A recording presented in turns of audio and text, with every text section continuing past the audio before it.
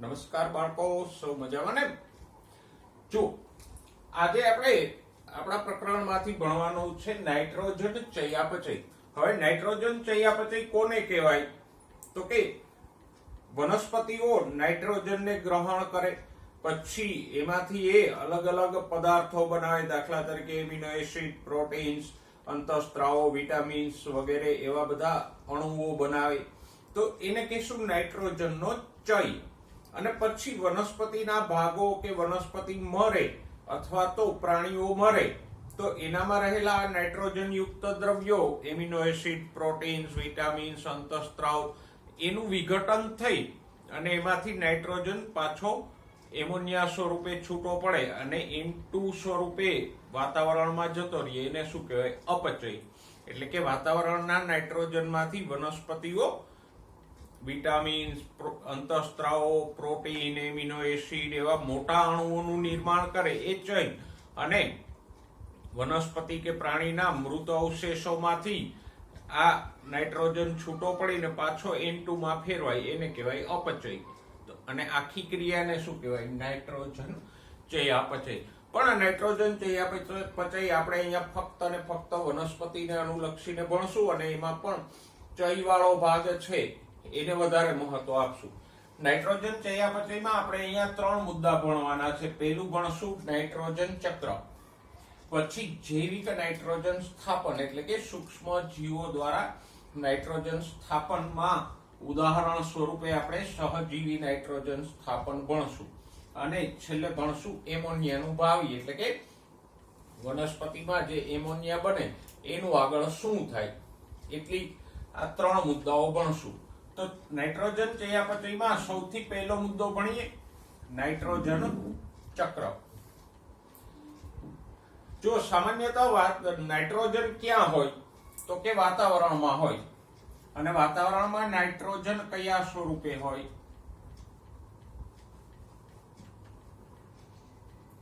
N2 સ્વરૂપે હોય.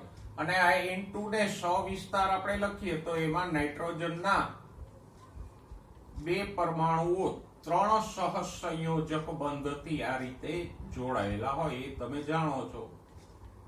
તો 2 નાઇટ્રોજનના પરમાણુ વચ્ચે 3 સહસંયોજક બંધ હોય, આ સ્વરૂપે વાતાવરણમાં નાઇટ્રોજન હોય. પણ હવે એક તો વનસ્પતિ આ N2 સ્વરૂપનો નાઇટ્રોજન ઉપયોગમાં નથી લઈ શકતી. વનસ્પતિને શોષવા માટે NO3 સ્વરૂપ, નાઇટ્રેટ સ્વરૂપ વધારે અનુકૂળ આવે. તો એક તો પહેલી વાત તો એ કે આ N2 ને નાઇટ્રેટમાં ફેરવવો પડે. અને બીજી વસ્તુ કે જે કઈ નાઇટ્રોજન હોય જમીનમાં NO3 સ્વરૂપે, એમાં વનસ્પતિને સૂક્ષ્મ જીવો સાથે સ્પર્ધા કરવી પડે. કારણ કે જમીનની અંદર બીજી વનસ્પતિઓ હોય, બીજા બેક્ટેરિયા હોય, ફૂગ હોય, એ બધા જમીનમાં રહેલા NO3 નો ઉપયોગ કરવા માંગતા હોય. તો આમ વનસ્પતિને અન્ય સૂક્ષ્મ જીવો સાથે પણ NO3 માટે સ્પર્ધા કરવી પડે. અને એટલે જ કૃષિ હોય કે પ્રાકૃતિક જંગલો હોય, એટલે કે ખેતીવાડીમાં અને જંગલોમાં વનસ્પતિઓ માટે નાઇટ્રોજન સીમાંતક પરિબળ તરીકે વર્તે. એટલે કે વનસ્પતિને નાઇટ્રોજનની ઉણપ સર્જાય. શા માટે સર્જાય? તો કે એક તો વનસ્પતિ પોતે આ N2 ને NO3 માં નથી ફેરવી શકતી, એને માટે એને બીજા પરિબળો કે સૂક્ષ્મ જીવોનો ઉપયોગ કરવો પડે. અને જે કાંઈ NO3 મળે એમાં પણ સ્પર્ધા છે, બીજા સૂક્ષ્મ જીવો પણ એનો ઉપયોગ કરવા માંગે છે. તો આમ વનસ્પતિને NO3 મળે જ ઓછો, અને મળે એમાં પણ સૂક્ષ્મ જીવો સાથે એને સ્પર્ધા કરવી પડે. માટે હંમેશા ખેતીવાડી કે જંગલોમાં નાઇટ્રોજનની ઉણપ હોય, અને નાઇટ્રોજનને કારણે વૃદ્ધિ અવરોધાય. એટલે નાઇટ્રોજનને શું કીધું છે? સીમાંતક પરિબળ. એટલે એવું પરિબળ જેના કારણે પ્રક્રિયા અવરોધાતી હોય, વૃદ્ધિની પ્રક્રિયા અવરોધાય. અને એટલે જો ખેતીવાડીમાં ખેડૂતો મોસ્ટ ઓફ યુરિયા કે એમોનિયાનો ખાતર તરીકે વધારે ઉપયોગ કરે, અને યુરિયા એમોનિયા બંનેમાંથી વનસ્પતિ નાઇટ્રોજન મેળવે. એટલે આમ રાસાયણિક ખાતરોમાં પણ નાઇટ્રોજન યુક્ત ખાતરોનો વપરાશ વધારે છે.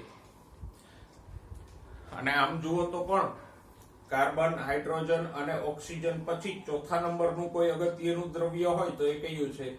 નાઇટ્રોજન. તો આમ નાઇટ્રોજન મહત્વનું છે, સામે પક્ષે એની ઉપલબ્ધતા ઓછી છે અને ઓછી ઉપલબ્ધતામાં પણ સૂક્ષ્મજીવો ભાગ પડાવે છે. એટલે જ નાઇટ્રોજનની હંમેશા ઉણપ રહે અને આપણે ખાતર તરીકે એને વધારે આપવો પડે. ઓકે, આટલું સમજાઈ ગયું.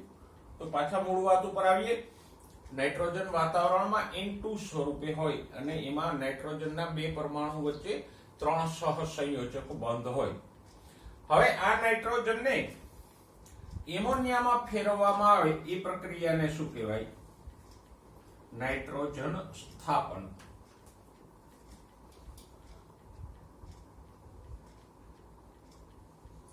જેની આપણે હમણાં સવિસ્તાર ચર્ચા કરશું.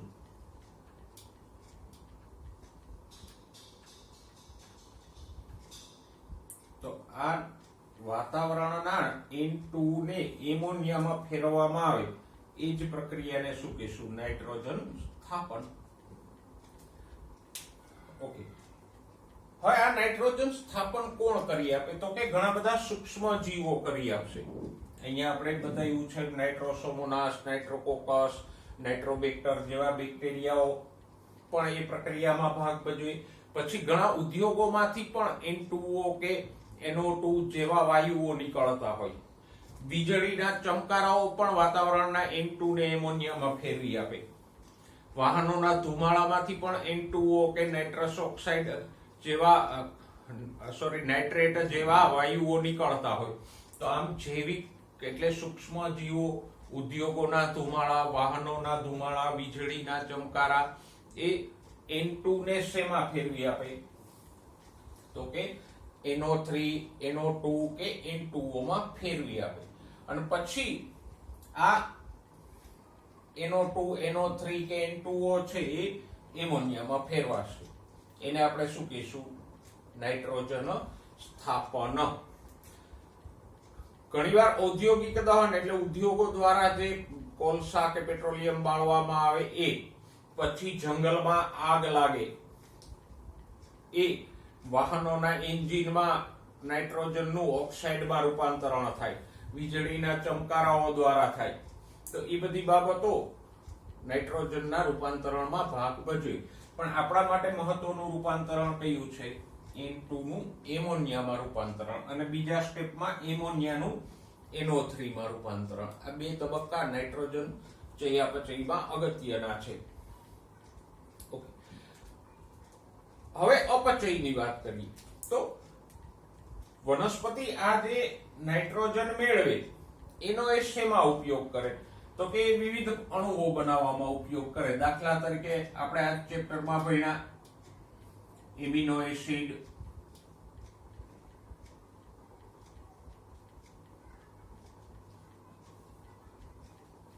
એમિનો એસિડ માંથી બનાવે પ્રોટીન, પછી અંતઃસ્ત્રાવો,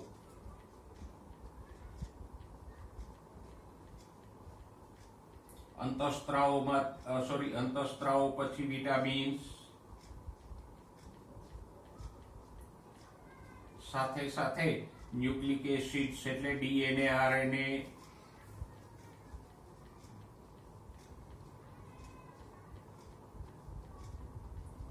આ બધા ઘટકોમાં એ એમોનિયાનો નાઇટ્રોજન તરીકે વનસ્પતિ ઉપયોગ કરશે. અને આ N2 થી લઈ એમોનિયા બને, એમાંથી NO3 બને, NO3 માંથી પાછો એમોનિયા બને પર્ણમાં, અને એમાંથી આ બધા અણુઓ બને ત્યાં સુધીની ક્રિયાને શું કહેવાય? નાઇટ્રોજનનો ચય. પણ પછી વનસ્પતિના સળતા ભાગો હોય, પ્રાણીના મૃતદેહો કે મળમૂત્રમાં જે નાઇટ્રોજન વાળા આ બધા દ્રવ્યો છે એમાંથી પાછો એમોનિયા છૂટો પડે. એમોનિયા NO3 માં ફેરવાય અને NO3 પાછો N2 માં ફેરવાઈ જાય. એને શું કહેશું? નાઇટ્રોજનનું અપચય. એટલે પ્રક્રિયા થોડીક જટિલ છે કે પેલા N2 માંથી એમોનિયા બને, એમોનિયામાંથી NO3, NO3 માંથી પાછો વનસ્પતિની અંદર એમોનિયા, એમોનિયામાંથી આ બધા અણુઓ બને અને અહીંયા સુધીની ક્રિયાને આપણે નાઇટ્રોજન ચય કહીએ. પછી આ બધા અણુઓ મૃતદેહોમાં હોય તો એમાંથી પાછો એમોનિયા છૂટો પડે, એમોનિયામાંથી NO3 છૂટો પડે અને એમાંથી સરવાળે N2 છૂટો પડી જાય. એને શું કહેશું? અહીંથી લઈને વિઘટન થવાની ક્રિયાને શું કહેશું? અપચય. તો આમ નાઇટ્રોજનનો ચય અને અપચય બંને ક્રિયાઓ થાય. પણ આપણે અહીંયા ચય ઉપર વધારે ફોકસ કરશું. જુઓ, આ બધા પરિબળો જેની આપણે વાત કરી કે સૂક્ષ્મ જીવો હોય, ઉદ્યોગો હોય, વીજળીના ચમકારા, એના દ્વારા જે NO2, NO3, N2O બને એ શેમાં ફેરવાઈ જાય? આગળ ઉપર એમોનિયામાં ફેરવાઈ જાય. અને આ પ્રક્રિયાને આપણે શું કહીએ? નાઇટ્રોજન સ્થાપન. નાઇટ્રોજન સ્થાપનમાં આ બધા પરિબળો ભાગ ભજવશે. એ કયા કયા પરિબળો ભાગ ભજવે કે કોણ કોણ ભાગ ભજવે એની આપણે ચર્ચા કરશું. પછી આ એમોનિયાનું શું થાય? તો કે યાદ રાખજો, નાઇટ્રોસોમોનાસ અને નાઇટ્રોકોકસ કયા બેક્ટેરિયા? નાઇટ્રોસોમોનાસ અને નાઇટ્રોકોકસ જેવા બેક્ટેરિયા જે જમીનમાં હોય એ આ એમોનિયાનું ઓક્સિડેશન કરી અને એને નાઇટ્રાઇટમાં ફેરવી નાખે. પછી આ નાઇટ્રાઇટનું નાઇટ્રોબેક્ટર દ્વારા ઓક્સિડેશન થાય એટલે શું બને? નાઇટ્રેટ. તો આમ બે સ્ટેપમાં આ પ્રક્રિયા થાય. એમોનિયાનું NO3 માં રૂપાંતરણ થવાની ક્રિયા બે સ્ટેપમાં થાય. પહેલા સ્ટેપમાં એમોનિયામાંથી NO2 બને અને એ સ્ટેપમાં કયા બેક્ટેરિયા ભાગ લે છે? નાઇટ્રોસોમોનાસ અને નાઇટ્રોકોકસ. બીજા સ્ટેપમાં NO2 નું NO3 માં રૂપાંતરણ થાય. એ સ્ટેપમાં કયા બેક્ટેરિયા ભાગ લે છે? નાઇટ્રોબેક્ટર. ઓકે, હવે આ NO3 વનસ્પતિ શોષી શકે. આપણે નાઇટ્રોજનના મહત્વમાં પણ વાત કરીએ આગળ કે વનસ્પતિ દ્વારા સૌથી વધારે કયા સ્વરૂપે નાઇટ્રોજન શોષાય? NO3 સ્વરૂપે. અને આ એમોનિયાને NO3 માં ફેરવવાની પ્રક્રિયાને શું કીધું આપણે? નાઇટ્રિફિકેશન. ખાસ યાદ રાખજો, નાઇટ્રિફિકેશન એટલે શું? એમોનિયાનું NO3 માં રૂપાંતરણ. N2 નું એમોનિયામાં રૂપાંતરણ એટલે નાઇટ્રોજન સ્થાપન. અને એમોનિયાનું NO3 માં રૂપાંતરણ એટલે નાઇટ્રિફિકેશન. તો બે તબક્કામાં પ્રક્રિયા થઈ. કઈ? પહેલા નાઇટ્રોજન સ્થાપન, એને સવિસ્તાર આપણે આગળ જોઈશું. બીજી નાઇટ્રિફિકેશન. એ બે સ્ટેપમાં થાય અને એમાં આ બેક્ટેરિયાઓ ભાગ લે. ઓકે, આ જે બેક્ટેરિયાઓ છે નાઇટ્રોસોમોનાસ, નાઇટ્રોકોકસ, નાઇટ્રોબેક્ટર, એ બધા રસાયણ સંશ્લેષી છે. ચેપ્ટર નંબર 2 માં આપણે રસાયણ સંશ્લેષણની ચર્ચા કરી. તો આ બધા બેક્ટેરિયા રસાયણ સંશ્લેષી બેક્ટેરિયાના ઉદાહરણો છે. એને પણ યાદ રાખજો. બે સ્ટેપની પ્રક્રિયા અને આ બેક્ટેરિયાઓના નામ. અને ત્રીજી વસ્તુ એ કે આ બધા બેક્ટેરિયા કેવા છે? રસાયણ સંશ્લેષી બેક્ટેરિયા છે. આટલું યાદ રાખજો. ઓકે, હવે નાઇટ્રિફિકેશન દ્વારા જે NO3 બન્યો એનું શું થાય? તો કે એમાંથી ઘણો બધો તો વનસ્પતિ દ્વારા શોષાઈ જાય અને વનસ્પતિના પર્ણમાં એ ફરીથી એમોનિયામાં ફેરવાય અને એમોનિયામાંથી એમિનો એસિડમાં ફેરવાઈ જાય. પણ જે નથી શોષાતો એ ભૂમિની અંદર સ્યુડોમોનાસ કે થાયોબેસિલસ જેવા બેક્ટેરિયા દ્વારા પાછો N2 માં ફેરવાઈ જાય હતો એવું. તો એ ક્રિયાને શું કહેવાય? ડિનાઇટ્રિફિકેશન. તો NO3 નું N2 માં રૂપાંતરણ થાય એને શું કહેવાય? ડિનાઇટ્રિફિકેશન. જો આ પ્રક્રિયા આમ જ થાય એવું નહીં. કોઈ મૃતદેહ હોય, જમીનની અંદર સળતા ડાળખા, પાંદડા વગેરે હોય કે પ્રાણીનો મૃતદેહ હોય તો એમાં જે પ્રોટીન્સ વગેરે હોય એમાંથી આ એમોનિયા છૂટો પડે ને છેલ્લે ડિનાઇટ્રિફિકેશન થઈ જાય. એવું પણ થઈ શકે. એટલે ફક્ત આમ જ ક્રિયા થાય એવું નહીં. મૃત પદાર્થોમાંથી પણ આ પ્રક્રિયા શક્ય છે. કારણ કે એને થોડી ખબર છે આ બેક્ટેરિયાઓને કે આ ક્યાંથી એવો, વાતાવરણમાંથી એવો છે કે મૃતદેહમાંથી એવો છે. ના ભાઈ, મૃતદેહમાં હોય તો એ ગંધાતો હોય, આપણે એની પ્રક્રિયા ન કરીએ એવું હોય. એને તો એમોનિયા મળવો જોઈએ. પછી એમોનિયાને કન્વર્ટ કરશે NO3 માં અને NO3 જો વનસ્પતિ વાપરી લેશે તો પર્ણમાં પાછો એમોનિયામાં ફેરવાઈને વનસ્પતિમાં પ્રોટીન વગેરે બનવામાં વપરાશે અને કોઈ વનસ્પતિ નહીં શોષે તો સ્યુડોમોનાસ કે થાયોબેસિલસ દ્વારા પાછો N2 માં ફેરવાઈ જશે. ઓકે, તો પ્રક્રિયાને થોડીક સરળ કરીને યાદ રાખો. નાઇટ્રોજન સ્થાપન અને નાઇટ્રિફિકેશન બે તબક્કા આપણે ભણ્યા. નાઇટ્રોજન સ્થાપન વિસ્તારથી આગળ ભણીએ હમણાં. નાઇટ્રિફિકેશનના બે સ્ટેપ આપણે ભણ્યા, એને યાદ રાખો. હવે નાઇટ્રિફિકેશન થયા પછી પણ બે રસ્તા છે. જો વનસ્પતિ શોષી લે તો NO3 પર્ણમાં જઈને એમોનિયામાં ફેરવાઈ જાય, એમોનિયામાંથી એમિનો એસિડ બની જાય. ન શોષે તો ડીનાઇટ્રિફિકેશન થી સ્યુડોમોનાસ કે થાયોબેસિલસ દ્વારા N2 માં ફેરવાઈ જાય. એટલે આમ સ્ટેપ બાય સ્ટેપ પ્રક્રિયાને યાદ રાખો તો વધારે સહેલું પડશે. બાજુમાં જે આકૃતિ સ્વરૂપે નાઇટ્રોજન ચક્ર આપ્યું છે એને પણ જોઈ લઈએ. વાતાવરણનો જે N2 હોય એ આપણે હમણાં જ કીધું એમ જૈવિક સ્થાપન એટલે કે સૂક્ષ્મ જીવો દ્વારા, ઉદ્યોગો દ્વારા, વીજળીના ચમકારાથી એમોનિયા કે NO3 માં ફેરવાઈ જાય. સૂક્ષ્મ જીવો હશે તો એ એમોનિયામાં ફેરવી આપશે. વીજળીના ચમકારા કે વાહનોના ધુમાડા હોય તો એમાંથી NO2 NO3 નીકળશે. અને આખી પ્રક્રિયા ક્યાં થાય છે? જમીનની અંદર થાય. એટલે જ આપણે આને શું કીધું? ભૂમિય સેતુ. વાતાવરણમાંથી આ ક્ષાર સ્વરૂપનો નાઇટ્રોજન જમીનમાં આવે, જમીનમાંથી વનસ્પતિમાં જાય. એટલે ભૂમિ અહીંયા વાતાવરણ અને વનસ્પતિ વચ્ચે નાઇટ્રોજનની આપલેમાં સેતુ તરીકે કામ કરે છે.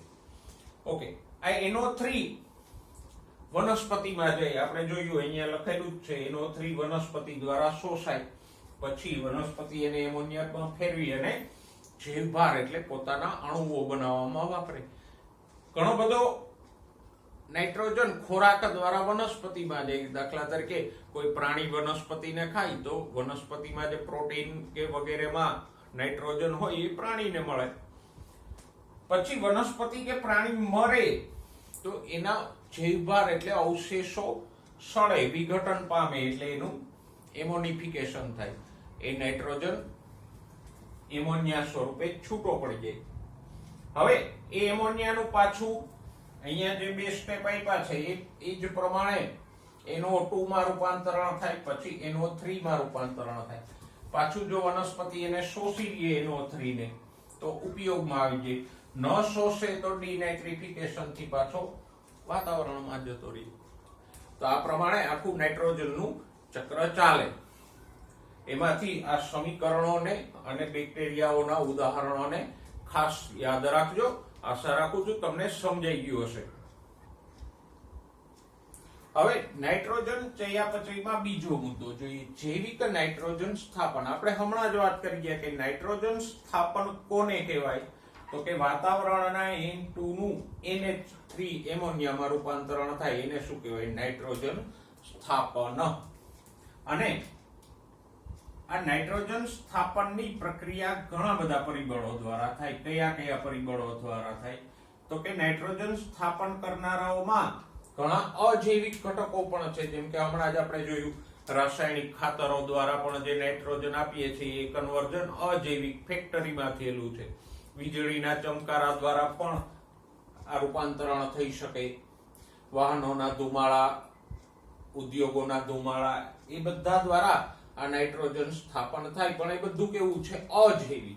આપણે અહીંયા જૈવિક નાઇટ્રોજન સ્થાપનની વાત કરવાની છે. અજૈવિક પરિબળોની સાથે ઘણા બધા સૂક્ષ્મ જીવો પણ આ નાઇટ્રોજન સ્થાપનની પ્રક્રિયા કરી આપે. અને કઈ રીતે કરી આપે છે? તો કે એ સૂક્ષ્મ જીવો પાસે નાઇટ્રોજીનેજ ઉત્સેચક હોય. કયો ઉત્સેચક હોય? જે બેક્ટેરિયાઓ કે નીલહરિત લીલ નાઇટ્રોજન સ્થાપન કરી આપે છે એની પાસે કયો ઉત્સેચક હોય? નાઇટ્રોજીનેજ ઉત્સેચક હોય. એના દ્વારા એ આ નાઇટ્રોજન સ્થાપનની પ્રક્રિયા એટલે કે N2 ને એમોનિયામાં ફેરવવાની પ્રક્રિયા કરી આપે નાઇટ્રોજીનેજ ઉત્સેચકની મદદથી. હવે એવા કયા સજીવો છે કે જે આ નાઇટ્રોજન સ્થાપનની પ્રક્રિયા કરે? તો એને આપણે 3 જૂથમાં વહેંચ્યા છે. કયા? એક છે મુક્તજીવી. આમ તો 2 જૂથ પાડી શકીએ, બેક્ટેરિયા અને નીલહરિત લીલ, પણ આપણે 3 સીધા લઈએ. તો એક છે મુક્તજીવી. મુક્તજીવીમાં 2 પ્રકારના છે. મુક્તજીવી એટલે જે પોતાની રીતે સ્વતંત્ર જીવી શકે છે એ, તો એમાં પણ અમુક જારક શ્વસન કરનારા છે કે આ એઝેટોબેક્ટર અને બાયજર્નિકિયા. જ્યારે અમુક જમીનમાં રહેલા મુક્તજીવી બેક્ટેરિયાઓ અજારક પ્રકારના છે કે રોડોસ્પિરિલિયમ અને બેસિલસ. તો આ 4 મુક્તજીવી છે, એમાંના 2 મુક્તજીવી જારક છે કયા એઝેટોબેક્ટર અને બાયજર્નિકિયા. 2 રોડોસ્પિરિલિયમ અને બેસિલસ મુક્તજીવી અજારક છે. ઘણા બધા મુક્તજીવી નથી, સહજીવી છે કે આ રાઇઝોબિયમ જે સિમ્બિકુળની વનસ્પતિ ઉપર હોય અને ફ્રેન્કિયા જે નોન લેગ્યુમિનસ એટલે સિમ્બિકુળ સિવાયની વનસ્પતિઓમાં હોય, અને અમુક નીલહરિત લીલ છે જેમ કે એનાબિના અને નોસ્ટોક. તો આ બધા આદિકોષ કેન્દ્રી સજીવો બેક્ટેરિયા અને નીલહરિત લીલ આદિકોષ કેન્દ્રી છે એવું વીટેકર અંકલ આપણને બીજા ચેપ્ટરમાં કહી ગયા ને. તો આ બધા બેક્ટેરિયાને આપણે અલગ અલગ પાડ્યા છે, મુક્તજીવી, સહજીવી. મુક્તજીવીમાં જારક, અજારક. તો એ પ્રમાણે આને યાદ રાખજો એટલે તમને એક જ ઝટકે યાદ રહી જાય કે નાઇટ્રોજન સ્થાપન કરતા બેક્ટેરિયાઓ સૂક્ષ્મજીવો કયા છે. તો કે મુક્તજીવીમાં મુક્તજીવી જારક કયા છે, એઝેટોબેક્ટર અને બાયજર્નિકિયા. મુક્તજીવી અજારક કયા છે, રોડોસ્પિરિલિયમ અને બેસિલસ. સહજીવી કયા છે તો કે રાઇઝોબિયમ સિમ્બિકુળની વનસ્પતિમાં, અને ફ્રેન્કિયા સિમ્બિકુળ સિવાયની અમુક વનસ્પતિમાં, અને નીલહરિત લીલ કે સાયનોબેક્ટેરિયા કયા છે જે નાઇટ્રોજન સ્થાપન કરી આપે, એનાબિના અને નોસ્ટોક. ઓકે. અને આ બધા બેક્ટેરિયાઓ કયા ઉત્સેચકનો ઉપયોગ, આ બધા કયા ઉત્સેચકનો ઉપયોગ કરે છે, નાઇટ્રોજિનેઝ ઉત્સેચકનો ઉપયોગ કરે છે. અને કઈ પ્રક્રિયા કરે છે, N2 ને એમોનિયામાં ફેરવવાની ક્રિયા, જેને આપણે નાઇટ્રોજન સ્થાપન કીધું એ. ઓકે, આટલું સમજ્યા. નેક્સ્ટ પોઈન્ટમાં જુઓ, થોડાક તમને ઉદાહરણો આપ્યા છે કે સિમ્બિકુળની કઈ કઈ વનસ્પતિ ઉપર હોય. તો કે આલ્ફાલ્ફા એટલે રજકો, જે આપણે ઢોરના ઘાસચારા તરીકે ઉગાડતા હોય, એમાં મેથી જેવા પાંદડા હોય, રજકો કે ગદમ. પછી સ્વીટ ક્લોર એક કઠોળ છે, વટાણા, મસૂર. પછી ગાર્ડન પીઝ એ વટાણાની એક જાતિ છે કે જેને વટાણાના બીજ કરતા પુષ્પો માટે વધારે ઉગાડવામાં આવે. ઓકે. પછી બ્રોડ બીન્સ એટલે બાફળા નામનું એક કઠોળ છે કે જે આપણે સામાન્યતઃ ઓછું વાપરીએ છીએ. પછી ક્લોર બીન્સ કે જે આપણા વિસ્તારમાં એ પણ ઓછું વપરાય છે. એટલે વાલ, ચણા, મગફળી, ઓલમોસ્ટ કઠોળ બધા, કારણ કે સિમ્બિકુળમાં જ કઠોળ અને મગફળી આવે. એટલે લગભગ બધા કઠોળ અને મગફળીના મૂળ ઉપર મૂળ ગંડિકા હોય, અને મૂળ ગંડિકામાં રાઇઝોબિયમ. જ્યારે સિમ્બિકુળ સિવાયની વનસ્પતિઓ, ઉદાહરણ તરીકે અલ્નસ જેવી વનસ્પતિઓમાં કોણ હોય, ફ્રેન્કિયા. તો આ બધા ઉદાહરણો ને બરાબર રીતે યાદ રાખજો. પછી આપણે જૈવિક નાઇટ્રોજન સ્થાપનની ક્રિયા જોઈએ. પણ પેલા જૈવિક નાઇટ્રોજન સ્થાપન કરતા આ સજીવો બરાબર સમજાઈ ગયા, યાદ રહી જશે. ઓકે. હવે આપણે આ બધા જૈવિક નાઇટ્રોજન સ્થાપકો પૈકી આ સહજીવી રાઇઝોબિયમ બેક્ટેરિયા દ્વારા થતી નાઇટ્રોજન સ્થાપનની પ્રક્રિયા ભણવાની છે. તો અને આગળ પણ આપણે લખી ગયા હતા કે આ જૈવિક નાઇટ્રોજન સ્થાપનમાં આપણે ફક્ત શું ભણવાનું છે,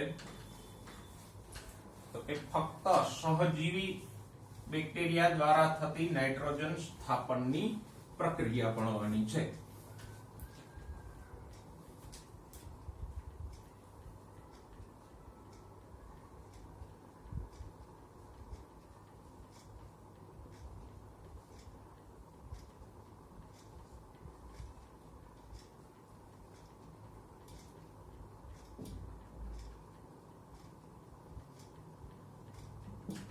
ઓકે, ચલો. પણ એક ધ્યાન રાખજો, રાઇઝોબિયમ હોય કે ફ્રેન્કિયા એ અવિકલ્પી સહજીવી નથી. તમારા પુસ્તકમાં એ લીટી આપી છે કે એ વનસ્પતિ ના હોય તો ભૂમિમાં મુક્તજીવી તરીકે પોતાની રીતે પણ જીવી શકે, પણ જો એને કોઈ યોગ્ય વનસ્પતિ મળે તો એના મૂળ સાથે સહજીવન વિતાવે. સહજીવન કેવી રીતે વિતાવે, તો કે વનસ્પતિના મૂળ ઉપર આ બેક્ટેરિયાઓ મૂળ ગંડિકાનું નિર્માણ પ્રેરે. જો સિંબિકુળની કોઈ વનસ્પતિ હોય, ફોર એક્ઝામ્પલ મગફળી હોય અથવા તો બીજા કોઈ કઠોળ હોય, ચણા, તુવેર, એ વનસ્પતિને ખાસ કરીને પુષ્પ સર્જન પહેલા તમે ઉપાડો તો એના મૂળ ઉપર આમ નાની નાની ગાંઠો જોવા મળે. મગફળીના મૂળ ઉપર આવી નાની નાની ગાંઠો આપણે દરેકે જોઈ છે. આમ બાજરાના દાણા જેવડી કે એનાથી પણ નાની આવી અસંખ્ય ગાંઠો મૂળ ઉપર જોવા મળે. એ ગાંઠોને શું કહેવાય? મૂળ ગંડિકા.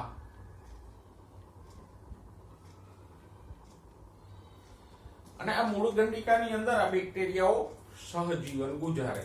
સહજીવન કેવી રીતે થયું? તો કે અહીંયા બેક્ટેરિયા વનસ્પતિને નાઇટ્રોજન આપે છે, બદલામાં વનસ્પતિ બેક્ટેરિયાને ખોરાક અને રહેઠાણ આપે છે. તો બે બેક્ટેરિયા અને વનસ્પતિ બંને એકબીજાને લાભ કરાવે છે, માટે આ બેક્ટેરિયા કેવા થયા? સહજીવી થયા. પણ પાછું કહી દઉં, રાઇઝોબિયમ કે ફ્રેન્કિયા અવિકલ્પી સહજીવી નથી. એટલે કે એવું નહીં કે એને આ સહજીવન મળે તો જ એ જીવી શકે. વનસ્પતિ ના હોય ઉનાળામાં તો એ પોતાની રીતે પણ જીવી શકશે. એટલે અવિકલ્પી ફરજિયાત સહજીવી નથી.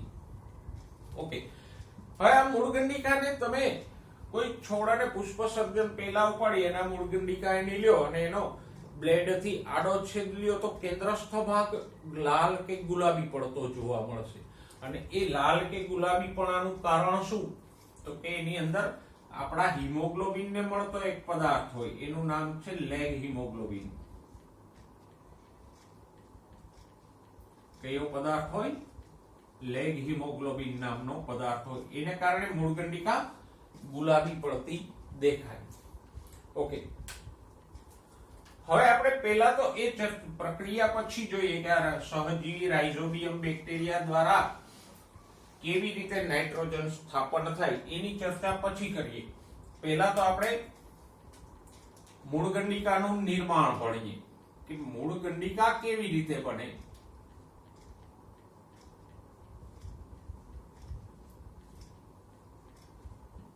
કારણ કે બેક્ટેરિયાઓ તો જમીનની અંદર હોય, પછી આપણે છોડ વાવીએ, ઉદાહરણ તરીકે ચોમાસામાં મગફળી વાવી તો જે મગફળીના મૂળ તંત્રનો વિકાસ થાય એમ આ જમીનમાં રહેલા રાઇઝોબિયમ બેક્ટેરિયા મૂળના સંપર્કમાં આવે અને પછી મૂળ ઉપર એક નાનકડી ગાંઠનું નિર્માણ કરે. એ ગાંઠને જ આપણે શું કહીએ? મૂળગંડિકા. તો જોઈએ મૂળગંડિકાનું નિર્માણ કેવી રીતે થાય એ સમજાવતી એક આકૃતિ તમારા પુસ્તકમાં તમને આપેલી છે. એ આકૃતિની મદદથી જ આપણે મૂળગંડિકાનું નિર્માણ સમજીએ. જો સૌથી પહેલી આકૃતિ જુઓ, આકૃતિ એ. તો કે રાઇઝોબિયમ જીવાણુ એટલે બેક્ટેરિયા મૂળ રોમના સંપર્કમાં આવે. આકૃતિમાં તમને મૂળ રોમ પણ આપ્યું છે, ભૂમિ કણો દર્શાવ્યા છે અને બેક્ટેરિયા પણ દર્શાવ્યા છે. અને મૂળ રોમની નજીક આવી અને બેક્ટેરિયાઓ વિભાજિત થાય અને એટલે કે કોષ વિભાજન પામી અને પોતાની સંખ્યામાં વધારો કરે. હવે આ સંક્રમણ એટલે બેક્ટેરિયાનો ચેપ મૂળને લાગે તો એ મૂળ રોમમાં વલણને પ્રેરિત કરે. જો બીજી આકૃતિમાં મૂળ રોમ આમ અંકુશ એટલે હૂક જેવું વળી ગયું છે, તો બેક્ટેરિયાઓને કારણે મૂળ રોમ આમ વળી જાય, એને શું કીધું છે? વલણ. ત્રીજી આકૃતિ જુઓ, સંક્રમણ પામેલ રચના એટલે કે આ બેક્ટેરિયાઓ જીવાણુઓને બાહ્યકની અંદર તરફ લઈ જાય. એટલે ત્રીજી આકૃતિમાં જુઓ, ધીમે ધીમે ધીમે બેક્ટેરિયાની એક તાંતણા જેવી રચના બને. અનેક બેક્ટેરિયાઓ ભેગા મળીને એક તાંતણા જેવી રચના બને અને એ રચના મૂળ રોમમાંથી ક્યાં જાય છે? બાહ્યક અને પરિચક્રના કોષોમાં દાખલ થાય. અને ત્યાં જઈ અને બાહ્યક પરિચક્રના કોષોમાં ફરીથી આ બેક્ટેરિયાઓ વિભાજન પામીને પોતાની સંખ્યામાં વધારો કરે. અને છેલ્લી આકૃતિ જુઓ, હવે બેક્ટેરિયાનું પણ વિભાજન થાય છે, સાથે સાથે બેક્ટેરિયાઓને કારણે આ બાહ્યક અને પરિચક્રના કોષોમાં પણ વિભાજન થઈ અને એક ઉપસેલો ભાગ બને. એને આપણે શું કીધું? પુખ્ત મૂળગંડિકા. અને પુખ્ત મૂળગંડિકા છે એ વાહક પેશી સાથે સાતત્ય ધરાવતી હોય, એટલે કે મૂળગંડિકા વાહક પેશી સાથે જોડાયેલી હોય તો જ એમાં રહેલા બેક્ટેરિયાને પાણી અને ખોરાક મળે ને, જો વાહક પેશી સાથે મૂળગંડિકાનો સંપર્ક ના હોય તો બેક્ટેરિયાઓને પાણી અને ખોરાક મળવો મુશ્કેલ થાય. તો આ રીતે આકૃતિની મદદથી આપણે સમજી શકીએ કે ધીમે ધીમે બેક્ટેરિયાનો ચેપ બાહ્યકના ભાગમાં પ્રસરે અને પછી બાહ્યકના કોષોના વિભાજનથી આવી મૂળગંડિકાનું નિર્માણ થાય. અને આ મૂળગંડિકા એટલે રાઇઝોબિયમ બેક્ટેરિયાનું રહેઠાણ. એની અંદર રહી અને રાઇઝોબિયમ બેક્ટેરિયા નાઇટ્રોજન સ્થાપનની પ્રક્રિયા કરે. તો સહજીવી નાઇટ્રોજન સ્થાપનમાં આપણે મૂળગંડિકાનું નિર્માણ સમજ્યા. હવે જો સહજીવી નાઇટ્રોજન સ્થાપનમાં આપણે નાઇટ્રોજન સ્થાપન કરતા બેક્ટેરિયા અને નીલહરિત લીલના ઉદાહરણોની વાત કરી, પછી મૂળગંડિકાનું નિર્માણ સમજ્યા. હવે સહજીવી નાઇટ્રોજન સ્થાપનની પ્રક્રિયા આ બેક્ટેરિયાઓ કે નીલહરિત લીલ દ્વારા કેવી રીતે થાય એ જોઈએ. તો કે સહજીવી નાઇટ્રોજન સ્થાપન કરતા બેક્ટેરિયાઓ મુખ્ય આ 4 ઘટકોનો ઉપયોગ કરશે પ્રક્રિયામાં. કયા? તો કે એક તો સૌથી પહેલો અને મહત્વનો હોય તો નાઇટ્રોજીનેઝ ઉત્સેચક. એ આ બેક્ટેરિયાઓ પાસે હોય અને આ નાઇટ્રોજીનેઝ ઉત્સેચક કેવો છે? તો કે આયર્ન અને મોલિબ્ડેનમ યુક્ત પ્રોટીન છે. ઉત્સેચક છે એટલે પ્રોટીન તો હશે જ, પણ સાથે સાથે એની સક્રિયતા માટે એને કોણ જરૂરી છે? આયર્ન અને મોલિબ્ડેનમ યુક્ત પ્રોટીનનો બનેલો ઉત્સેચક છે. અને મુખ્ય ક્રિયા એ જ કરે છે.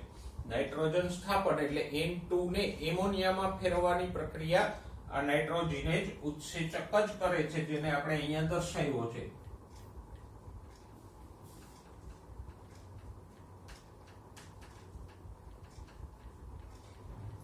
અને કેવો છે? એથી અને મોલિબ્ડેનમ યુક્ત છે. બીજો છે લેગ હિમોગ્લોબિન. એ ગુલાબી રંગનું સંયુગ્મી પ્રોટીન છે અને આપણા હિમોગ્લોબિન ને મળતું આવે છે. હવે લેગ હિમોગ્લોબિન ની જરૂરિયાત શા માટે પડે? તો કે આ નાઇટ્રોજીનેઝ ઉત્સેચક છે એકદમ ઓક્સિજન સંવેદી છે. જો એની આજુબાજુમાં કે ઓક્સિજન આવે તો એ તરત ઓક્સિજન સાથે જોડાઈ જાય અને એકવાર ઉત્સેચકનું ઓક્સિડેશન થઈ જાય પછી એ નકામો થઈ જાય, કામ ન આપે. તો આમ નાઇટ્રોજીનેઝ ઉત્સેચક ઓક્સિજન સંવેદી છે, તો એ તરત ઓક્સિડેશન પામી જાય. એટલે મૂળગંડિકામાં લેગ હિમોગ્લોબિન આવેલું હોય એ શું કરે? તો કે હિમોગ્લોબિનની જેમ જ આ લેગ હિમોગ્લોબિન બે માસિયાર ભાઈઓ છે, એટલે રંગય સરખા છે, કામય સરખા છે. તો હિમોગ્લોબિનની જેમ જ આ લેગ હિમોગ્લોબિન શું કરશે? જે કઈ ઓક્સિજન હોય આજુબાજુમાં એને એ શોષી લેશે અને લેગ હિમોગ્લોબિન બધો ઓક્સિજન ગ્રહણ કરી લે તો પછી આનું ઓક્સિડેશન ન થાય ને નાઇટ્રોજીનેઝનું. તો આમ લેગ હિમોગ્લોબિન શું છે? તો કે ગુલાબી રંગનું સંયુગ્મી પ્રોટીન છે. કામ શું છે એનું? તો કે એ નાઇટ્રોજીનેઝ ઉત્સેચકને ઓક્સિડેશનથી રક્ષણ આપે, પોતે બધો ઓક્સિજન ગ્રહણ કરી લે એટલે નાઇટ્રોજીનેઝનું ઓક્સિડેશન ન થાય. તો આ બે ઘટકો સમજાઈ ગયા બરાબર. ત્રીજો એટીપી. એટીપી તો શા માટે હોય? ઉર્જા આપવા માટે. આ N2 નું એમોનિયામાં રૂપાંતરણ થાય એમાં ઉર્જા આપનાર ઘટક તરીકે એટીપી છે. અને N2 નું એમોનિયામાં રૂપાંતરણ થાય તો હાઇડ્રોજન તો જોઈએ ને, કારણ કે આ N2 છે અને આ એમોનિયા છે. તો અહીંયા જોઈ શકો છો કે હાઇડ્રોજન વગર એમોનિયા ન બને. તો હાઇડ્રોજન દાતા તરીકે કોણ કામ કરે છે? FAD. FAD શું છે એ આપણે આગળના ચેપ્ટરમાં જોઈશું. અત્યારે પૂરું નામ તમે યાદ રાખી શકો. FAD એટલે તો કે ફ્લેવિન એડિનિન ડાઇન્યુક્લિયોટાઇડ. અને FADH2 હોય તો શું કહીએ? રિડક્શન પામેલો એટલે રિડ્યુસ્ડ ફ્લેવિન એડિનિન ડાઇન્યુક્લિયોટાઇડ. હાઇડ્રોજન દાતા તરીકે વર્તે. આ જે હાઇડ્રોજન આવે છે એ ક્યાંથી આવે છે? FAD માંથી. ક્લિયર? ઓકે. તો આટલા ઘટકોની આપણે વાત કરી. હવે આપણે વાત કરી કે નાઇટ્રોજીનેઝ ઉત્સેચક ઓક્સિજન સંવેદી છે, તો એને કાર્ય કરવા માટે અજારક વાતાવરણ જોઈએ. ઓક્સિજન વિહીન આજુબાજુનું પર્યાવરણ હોય એટલે મીન્સ કે મૂળગંડિકામાં ઓક્સિજન ના હોય તો એ કાર્ય કરી શકે. તો જ્યારે આ બેક્ટેરિયાઓ રાઇઝોબિયમ બેક્ટેરિયાઓ સહજીવી સ્વરૂપે મૂળગંડિકામાં હોય ત્યારે ત્યાં અજારક વાતાવરણ પેદા થાય એટલે હિમોગ્લોબિનથી અને નાઇટ્રોજનેજ સક્રિય થાય. પણ જ્યારે મૂળગંડિકામાં નહીં હોય, ભૂમિમાં મુક્તજીવી સ્વરૂપે રહેતા હશે તો જમીનનો ઓક્સિજન આ નાઇટ્રોજનેજને સક્રિય થવા નહીં દે. એટલે મુક્તજીવી તરીકે રાઇઝોબિયમ નાઇટ્રોજન સ્થાપન નથી કરી શકતા. ફક્ત જ્યારે સહજીવી હોય ત્યારે જ નાઇટ્રોજન સ્થાપન કરી શકે. શા માટે? તો કે મુક્તજીવી હોય ત્યારે જારક વાતાવરણ હોય એટલે કે ઓક્સિજનની હાજરી હોય અને નાઇટ્રોજનેજ એમાં સક્રિય નથી રહેતો. સહજીવી તરીકે મૂળગંડિકામાં ઓક્સિજનની ગેરહાજરી હોય, અજારક પર્યાવરણ હોય, એમાં જ નાઇટ્રોજનેજ સક્રિય થઈ અને નાઇટ્રોજન સ્થાપન કરશે. આ નાઇટ્રોજન સ્થાપનની ક્રિયા કેવી રીતે થાય? આપણને સરસ આકૃતિથી આપ્યું છે કે આ નાઇટ્રોજનેજ ઉત્સેચક છે, એની સાથે જો આ બે જોડાણ સ્થાન છે નાઇટ્રોજનના, તો એ જોડાણ સ્થાન સાથે N2 નો અણુ જોડાય. જેવો જોડાશે એટલે અહીંયા 2H+ અને 2 ઇલેક્ટ્રોન આવશે. ક્યાંથી આવશે?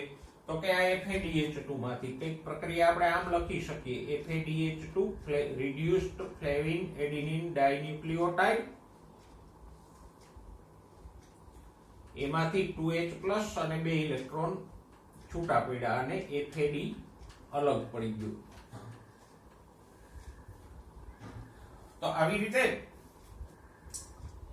બે હાઇડ્રોજન આમાં ઉમેરાય તો શું થાય? એક એક હાઇડ્રોજન અહીંયા જે વચ્ચે 3 બંધ હતા, આમ એ 3 પૈકીનો એક બંધ તૂટી જાય. 3 સહસંયોજક બંધો હતા, એમાંનો એક બંધ તૂટે અને બંને નાઇટ્રોજન સાથે એક એક હાઇડ્રોજન જોડાય, એટીપી વપરાય. પાછા 2H+ અને 2 ઇલેક્ટ્રોન વળી FADH2 માંથી આવે એટલે બંને સાથે એક બંધ તૂટી જાય બે નાઇટ્રોજન વચ્ચેનો, હવે એક જ બંધ રહેશે અને બંનેમાં એક એક હાઇડ્રોજન ઉમેરાય. પાછા 2H+ અને 2 ઇલેક્ટ્રોન આવશે, બરાબર. અને દરેક નાઇટ્રોજન સાથે 3 હાઇડ્રોજન જોડાઈ ગયા તો NH3 ના 2 અણુ બની ગયા, એમોનિયાના છૂટા પડી ગયા. એક એમોનિયાનો અણુ, આ બીજો એમોનિયાનો અણુ, અને નાઇટ્રોજનેજ ઉત્સેચક પોતાનું કામ પૂરું કરીને અલગ પડી ગયો. અહીંયા એક વધારાનો રિડક્શન માટેનો હાઇડ્રોજન વપરાશે કે જે પાછો H2 માં ફેરવાઈ જશે. સમગ્ર પ્રક્રિયા કેવી રીતે થઈ આ જૈવિક નાઇટ્રોજન સ્થાપનની? તો કે જો N2 હતો, સાથે સાથે 8 ઇલેક્ટ્રોન અને 8 હાઇડ્રોજન, 2 4 6 અને એક વધારાનો, એટલે 8 ઇલેક્ટ્રોન અને 8 હાઇડ્રોજન વપરાણા, 16 એટીપી વપરાણા. બદલામાં બન્યું શું? તો કે 2 એમોનિયાના અણુ, વધારાના 2H+ ને 2 ઇલેક્ટ્રોન હતા, એમાંથી H2, એટીપી માંથી એડીપી અને ફોસ્ફેટ છૂટા પડ્યા એટલે ઉર્જા મળી. મતલબ કે યાદ રાખજો, એક એમોનિયા માટે કેટલા એટીપી વપરાય છે? 8. એક એમોનિયાના નિર્માણ માટે કેટલા એટીપી વપરાણા? 8. કારણ કે 2 એમોનિયાના અણુ બન્યા તો 16 એટીપી વપરાણા. તો આ થઈ નાઇટ્રોજન સ્થાપનની, જૈવિક નાઇટ્રોજન સ્થાપનની સમગ્ર પ્રક્રિયા. એમાં આટલા ઘટકો ભાગ લેશે. પહેલા દરેકને સમજો, પછી પ્રક્રિયા સમજો અને એનું સામાન્ય સમીકરણ સમજી લો. બિલકુલ સરળ છે. હવે જોઈએ એમોનિયાનું ભાવિ, ત્રીજો મુદ્દો. આપણે જોયું કે નાઇટ્રોજન સ્થાપનથી N2 માંથી એમોનિયા બને, પણ હવે વનસ્પતિ આ એમોનિયાનું શું કરે? આગળ એનું શું થાય? એને કહેશું એમોનિયાનું ભાવિ. એટલે કે એમોનિયા બન્યા પછી ભવિષ્યમાં વનસ્પતિ એનું શું કરશે? તો કે વનસ્પતિમાં સૌપ્રથમ એનું પ્રોટોનીકરણ થાય. એટલે કે એમોનિયા હોય NH3, એમાં એક પ્રોટોન મીન્સ H+, તમે જાણો છો H+ માં શું હોય? ફક્ત પ્રોટોન જ હોય. તો પ્રોટોનીકરણ થઈ અને NH4+ બની જાય. તો આ પ્રોટોન ઉમેરે એને શું કહીશું? પ્રોટોનીકરણ. હો, નત્રલીકરણ શબ્દ ટેક્સ્ટબુકમાં ખોટો છપાયેલો છે. નત્રલીકરણ એટલે પ્રોટીનાઇઝેશન, જ્યારે આ પ્રોટોનાઇઝેશન છે. તો પ્રોટોનીકરણ કે પ્રોટોનાઇઝેશન થઈ અને એમોનિયમ આયન બને. આ શું છે? Ammonium ion. NH3 એટલે એમોનિયા અને NH4+ એટલે એમોનિયમ આયન. અને આ પ્રક્રિયા નિયત pH આંકે થાય. એટલે કેટલી? તો કે 10+11 જેટલી pH છે. બહુ ઊંચી pH આ પ્રોટોનાઇઝેશન ની ક્રિયા થાય. ઓકે, પછી આ NH4+ બન્યો છે. વનસ્પતિ એને બીજા આયનોની જેમ સંગ્રહી શકે ખરી, પણ વધારે પડતો સંગ્રહ થાય તો પછી એ વનસ્પતિઓ માટે વિષારી બને. એટલે વનસ્પતિ એને એમનેમ નથી સંગ્રહતી, પણ એને કન્વર્ટ કરીને સંગ્રહે. હવે આ એમોનિયમ આયનમાંથી બે પ્રક્રિયાઓ દ્વારા એમિનો એસિડ્સ બને અને પછી એમિનો એસિડ્સ માંથી પ્રોટીન્સ બનશે, કારણ કે નાઇટ્રોજનનો મુખ્ય ઉપયોગ પ્રોટીન બનાવવામાં થાય. તો એમિનો એસિડ બનવાની બે પ્રક્રિયા પૈકી પહેલી પ્રક્રિયા કઈ છે? તો કે રિડક્ટિવ એમિનેશન. આ બંને સમીકરણોને ખાસ યાદ રાખજો. રિડક્ટિવ એમિનેશનમાં શું થાય? તો કે આલ્ફા કીટોગ્લુટારિક એસિડ કે જે ક્રેબ્સ ચક્રની પ્રક્રિયા દરમિયાન બને છે, એ 5 કાર્બન વાળા આલ્ફા કીટોગ્લુટારિક એસિડમાં એમોનિયમ આયન જોડાય તો એમાંથી શું બને? ગ્લુટામેટ અથવા ગ્લુટામિક એસિડ બની જાય. અને આ ગ્લુટામેટ કે ગ્લુટામિક એસિડ પોતે એક એમિનો એસિડ છે. તો રિડક્ટિવ એમિનેશન થી સૌથી પહેલો એમિનો એસિડ કયો બન્યો? ગ્લુટામેટ એટલે કે ગ્લુટામિક એસિડ. અને આ પ્રક્રિયામાં એક NADPH વપરાય, એટલે કે નિકોટિનેમાઇડ એડિનિન ડાઇન્યુક્લિયોટાઇડ ફોસ્ફેટ રિડ્યુસ્ડ છે. તો આ ગ્લુટામિક એસિડ નું અહીંયા NADPH દ્વારા રિડક્શન થાય છે, એટલે આપણે આને શું કીધું? રિડક્ટિવ એમિનેશન. રિડક્શન એ થાય છે અને એમોનિયા ઉમેરાય છે, એમોનિયમ આયન, એટલે રિડક્ટિવ એમિનેશન. અને ઉત્સેચક કયો ભાગ લે છે? ગ્લુટામેટ ડિહાઇડ્રોજીનેઝ. ઊંધી પ્રક્રિયા લ્યો તો અહીંયા હાઇડ્રોજન ઉમેરાણો, આમ કરો તો છૂટો પડે. તો ગ્લુટામેટ ડિહાઇડ્રોજીનેઝ પ્રતિવર્તી પ્રક્રિયાના આધારે ઉત્સેચકનું નામ આપેલું છે. સમજાઈ ગયું? તો રિડક્ટિવ એમિનેશન થી પહેલો એમિનો એસિડ કયો બન્યો? ગ્લુટામેટ કે ગ્લુટામિક એસિડ. અને એમાં કોણે ભાગ લીધો? આલ્ફા કીટોગ્લુટારિક એસિડ કે જે ક્રેબ્સ ચક્રમાં બને છે. આ એક એમિનો એસિડ બન્યો. પણ એમિનો એસિડ તો ટોટલ 20 છે, આમ 18 છે, પણ બે એના વ્યુત્પન્નો છે. તો બીજી પ્રક્રિયા છે ટ્રાન્સએમિનેશન. એમાં એક અણુ એમિનો દાતા તરીકે વર્તે. જો આની પાસે એમિનો જૂથ છે અને આ એમિનો દાતા તરીકે મુખ્યત્વે કોણ હોય? તો કે પેલો ગ્લુટામેટ. સૌથી પહેલો તો એ બન્યો ને, એને એમિનો જૂથ ગ્રહણ કર્યું. તો એ ગ્લુટામેટ બીજા કોઈ કીટો એસિડ ને, જો આ કીટો એસિડ છે, અહીંયા કીટોન સમૂહ પણ છે અને એસિડ સમૂહ પણ છે. તો આ કેવો છે? કીટો એસિડ.